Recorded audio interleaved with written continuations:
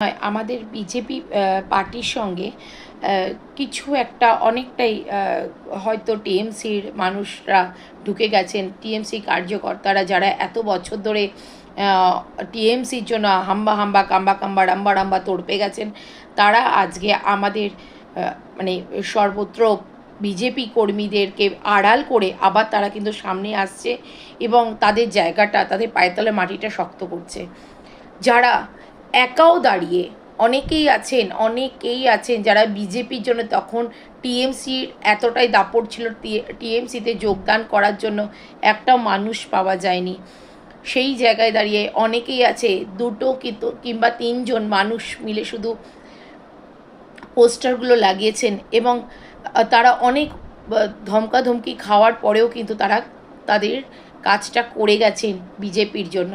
আজকে তারা কিন্তু আড়াল হয়ে যাচ্ছে, তাদেরকে সামনে আনা যাচ্ছে না, তাদেরকে সামনে আনতে দিচ্ছে না কারা?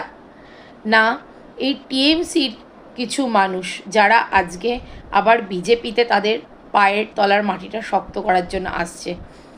আমার মনে হয় যে কথাগুলো, যেই কারণগুলো, যেই জায়গাগুলোর কথা, যেই বিজেপি কর্মীদের কথা আমাদের মাননীয় মুখ্যমন্ত্রী শুভেন্দু অধিকারীজি জানেন না, এবং আমার মনে হয় এই কথাগুলো তার জানা খুব প্রয়োজন এবং তার একটু হলেও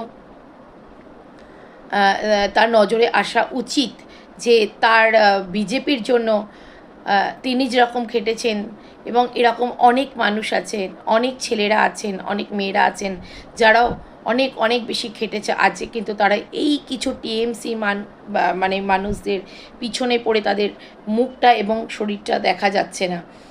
তো তাদেরকে আজকে সামনে আনুন, আর এই টিএমসি যারা করছে, যারা সামনে এসে দাঁড়াচ্ছে যে আমি বিজেপি বলে, তাদেরকে দয়া করে পিছনে রাখুন। কারণ বিজেপি পার্টিতে যারা এত কাল ধরে কাজ করে আসছে তারা কিন্তু আমার মনে হয় বেশিরভাগটাই শিক্ষিত, আর শিক্ষিত মানুষের কাছে কোনো পদ বুঝে নেওয়াটা কোনো সমস্যার নয়।